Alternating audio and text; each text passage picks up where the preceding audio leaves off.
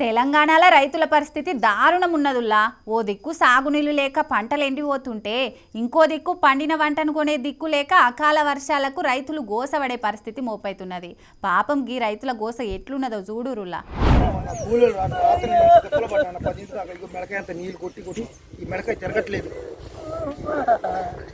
ఇదంతా ఎప్పుడు మట్టి కొట్టకపోయి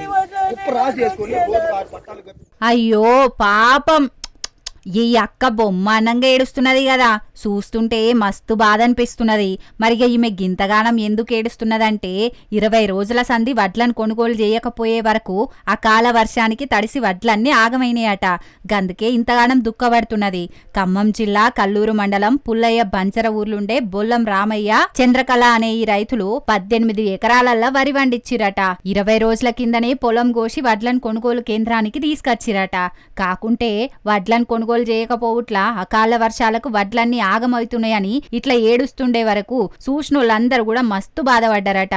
ఇగి ముచ్చట్ల మాజీ మంత్రి హరీష్ రావు సుతం బగ్గనే గరానికొచ్చిండు. రైతుల జీవితాల కాలం తెచ్చిన విపత్తు కాదు, కాంగ్రెస్ తెచ్చిన విపత్తి ఇది. మొద్దు నిద్రలో ఉన్న కాంగ్రెస్ పాలకులారా, రైతన్న గోస ఇకనైనా పట్టించుకోండ్రి, వారి కన్నీటి కష్టాలు తీర్చండి. ఎద్దేడ్చిన వ్యవసాయం రైతేడ్చిన రాజ్యం బాగుపడదని గుర్తుపెట్టుకోండి.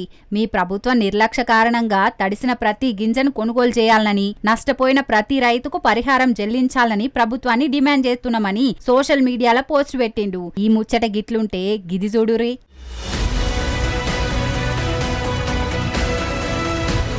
సీఎం రేవంత్ అన్న సంత జిల్లా ఉమ్మడి మహబూబ్ నగర్ జిల్లాల సాగునీరు ఇయ్యాలనని రైతన్నలిట్ల రోడ్డెక్కిరు. ఏకంగా జూరాల ప్రాజెక్టు నడి రోడ్డు మీద ముండ్ల కంపలేసి నిరసన చేసిరు.